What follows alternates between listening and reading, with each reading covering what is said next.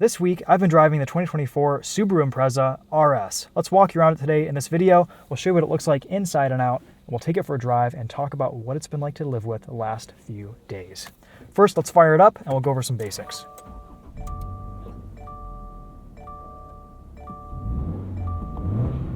So, for the 2024 model year, the Subaru Impreza is only available now as a hatchback. No more sedan and no more manual transmission, sadly. We get the CVT, and this RS has the 2.5 liter boxer four-cylinder that's a little bit more powerful, 182 horsepower. Price has seen a bit of a bump for the 2024 model year as well. This now starts just shy of $29,000 for the RS model. So we get some more features, which helps. We get these nice cloth seats, which with a little bit extra padding, and we've got heated seats, an electronic parking brake, a slightly larger infotainment screen, actually a much larger infotainment screen. We've talked at length about this in other videos. We'll go over it here in a minute. But first, let's walk you around this real quick, show you what it looks like on the outside, because I think the new design for this 2024 Impreza looks quite good. Love this front end.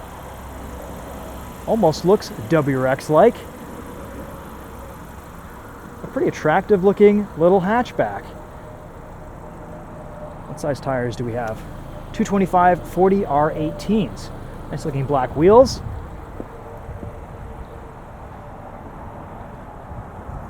With this recent price bump, you kind of have to decide now, do you want this? Do you want a Crosstrek? Do you want the new Crosstrek Wilderness? For a few $1,000s extra, you could get a WRX. Lots of enticing options, which makes this Impreza, I don't know, this is a tough competitor now in this segment. Nice little cargo cover there. We don't get a spare tire back here, unfortunately, though we do get a jack and a tire repair kit. I'm sure you could probably fit a spare tire kit from a previous generation in here or something. It might even be a dealer accessory. Subaru likes to include cup holders, a little place to put things. You can have a little picnic back here. That's always great. And of course, this being a hatchback, you get tons of room to let the dogs hang out. You can put bikes back here. Space, the final frontier. The Impreza hatch has it, and it's all-wheel drive.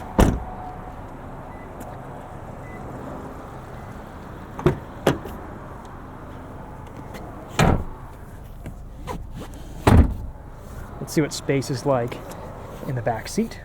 I'm 5'10". The seat is set to my driving position. Pretty comfortable back here. Decent amount of headroom. I can stretch out a little bit.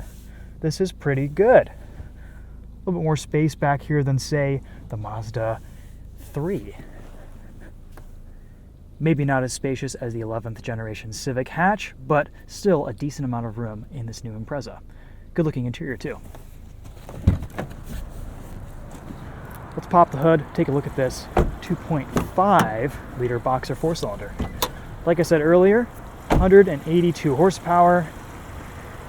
I don't know exact fuel economy figures on this, but I will include those in the description. I like that Subaru still makes their engines look like engines. Someone's gone mudding in this before I had it. Decent amount of power here, good off the line for a CVT. It's a little bit sluggish at highway speeds, but that 0 to 60, 0 to 50 miles per hour around town happens pretty quickly, around 8 seconds, maybe a little bit less. I like this RS badge here. That's cool. Though, is this worthy of the Subaru Impreza RS name? The old 2.5 RS in the 2000s, that was such a great car. I remember when I started rallycrossing, the grid was just full of 2.5 RSs. They were just really good to drive. Lightweight, nimble, great little rally cars. I don't know if this new Subaru Impreza RS is worthy of the name. Let's hop inside, we'll walk you around a little bit more, and we'll go drive it and find out. Auto up-down windows for the front passengers.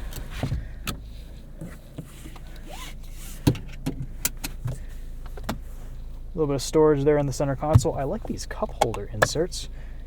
You can either put these in, and it will kind of separate if you spill your drink. You can pull them out, clean them, raise up your height for smaller cups. We get wireless charging here, as well as wireless Apple CarPlay and Android Auto. Auto stop start will default to on every time you turn on the Impreza, so you have to press that button if you want to turn off. We get an updated eyesight, which works a lot better now. It's a nice system. I like using the lane centering function, and adaptive cruise control seems to work pretty well too. Decent connectivity this week, no major hiccups with this infotainment.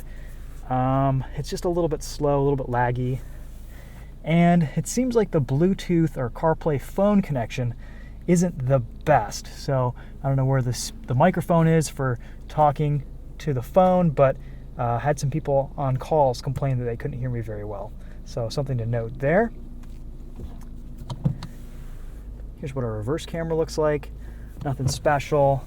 We've got a few different views here in the gauge cluster. Miles per gallon, time, gallons saved with the stop-start function, and then our tire pressure once we start rolling.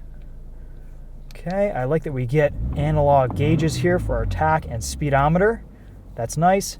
I've turned off lane departure warning, and you get a little icon that shows that that's off in there. That will stay off if you decide to turn it off, which I have. A little bit intrusive during normal driving. It's interesting to have this combination of physical controls for temperature and touch controls for other climate control functions. To be honest, if you're going to have a constant climate control section down here on the screen, just give us physical buttons, Subaru. It'd be so nice to just have physical controls for climate, and then everything else can be a screen. And it would be nice to get a little bit more of a responsive screen. This is 2024. This car's from the future. It feels like the screen responsiveness is from 2004. So we need to catch up just a little bit with our infotainment speed, Subaru. A lot of gloss black plastic down here. This car has 1,000 miles on it, and it's already super scratched up. So you're going to want to keep that nice and polished if you're an owner.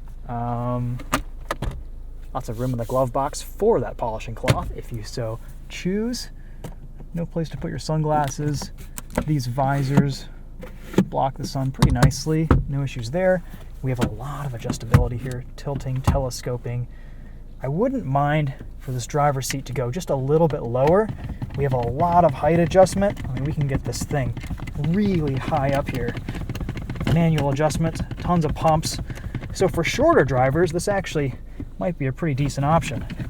But if you're a little bit taller, I feel like you'd want to sit a little bit lower in this seat.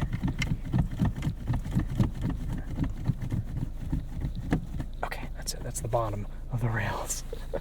Super comfortable seats though, and like I said, I do really like this cloth. Little RS badges in the floor mats. All right, that feels like enough of a walk around. Let's take this for a drive. We have a new steering rack for this 2024 Impreza, a dual pinion steering rack taken from the WRX. Gives a little bit lighter steering feel, slightly better response. It feels good to me. It's not chattering away at me like old hydraulic steering racks would, but for an electric steering rack, it does a pretty good job.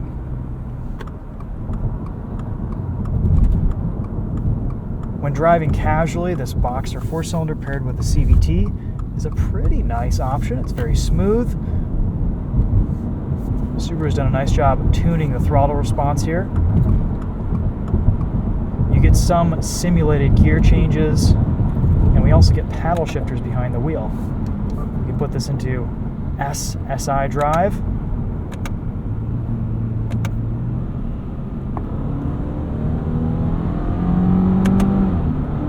A little bit of a lurch between shifts.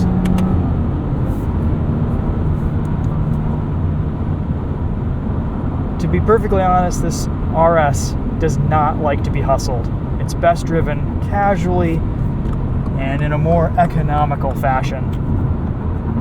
Handling is okay, maybe a little bit below average for the class.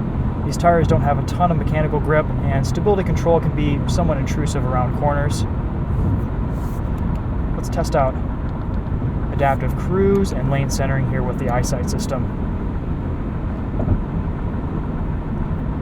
This new eyesight system is tuned to have a slightly wider view and a little bit more resolution. and on first impressions, it seemed to do a pretty good job this week. It does prompt you to keep your hands on the steering wheel every 10-15 seconds or so, but it keeps me nicely centered, and it seems to navigate traffic situations well enough. You can skip 5-mile-an-hour increments by holding the up-down toggles. Easy enough. No major complaints about the system, and it's not constantly beeping away at me like some previous eyesight systems that I've used. Above 70 miles an hour, there just isn't a lot of power here. I think it's enough, but this is not necessarily a sporty proposition to drive around, despite what you might think with the name. Engine is very quiet. There's a little bit more noise isolation in this new Impreza. You can definitely hear it on the highway. It's not as loud as previous generations.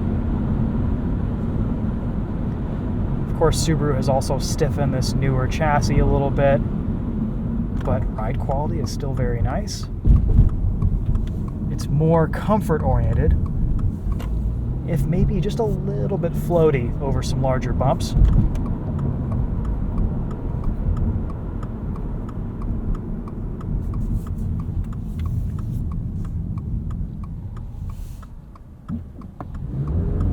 Really good off-the-line acceleration with the CVT. I think pretty much gone are the days where CVTs would just take forever to get you off the line and accelerate from zero. Subaru's done a pretty nice job with the tuning here. You get the occasional lurchy shift here and there if you're getting into it a little bit more aggressively, but for the most part, this has been a pretty smooth transmission this week. We just drove the new Subaru Forester Wilderness with this 2.5-liter engine with 182 horsepower, and it felt quicker than this Impreza because of the lower, shorter gear ratio. That final drive in the Forester Wilderness is shorter, and I think this feels a little bit sluggish comparatively. So that brings us to the question, for $29,000 for this Impreza RS, I think there are a lot of other options in the Subaru lineup that I would much rather have. I'd rather have a Crosstrek for the extra ground clearance, versatility, usability, cool factor, and if I wanted to spend a little bit extra, the Crosstrek Wilderness looks awesome. Haven't driven it yet, but I imagine that is just going to be a fantastic package. For this money, you could also get a BRZ, which I own, I've purchased, I love. And for a little bit extra, you can get into a lower trim WRX, which in CVT form or 6-speed manual form is just fantastic. It's one of the best sports sedans on sale today at any price, and just a wonderful, wonderful vehicle to drive. Also, another thing that I've noticed this week that was a bit strange, there is a weird bump in the floorboard right next to the accelerator pedal that limits my ability to push down the throttle if my foot is all the way to the right of the footwell. So if you ever find yourself in an emergency situation, you really need to accelerate, your foot might catch that little lip and be limited in how much you can push down the throttle. So you kind of have to be careful, you have to watch out for that. I'm wearing some wider winter boots today, and I just noticed that being an issue earlier this morning.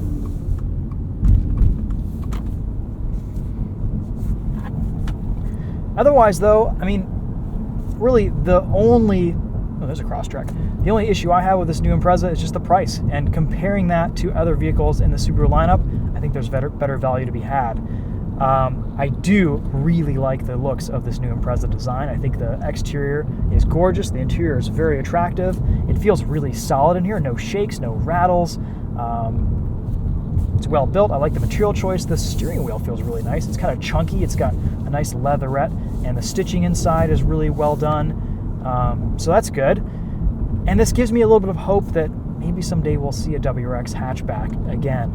We'll see if Subaru were to consolidate the Impreza into one body style. I would love for it to be the hatchback. So I think we'll end on that note. But maybe really quickly, we'll do a sound system test, and that'll be a wrap. We'll go into CarPlay. our sound system test playlist. We do get a volume knob here, which is great.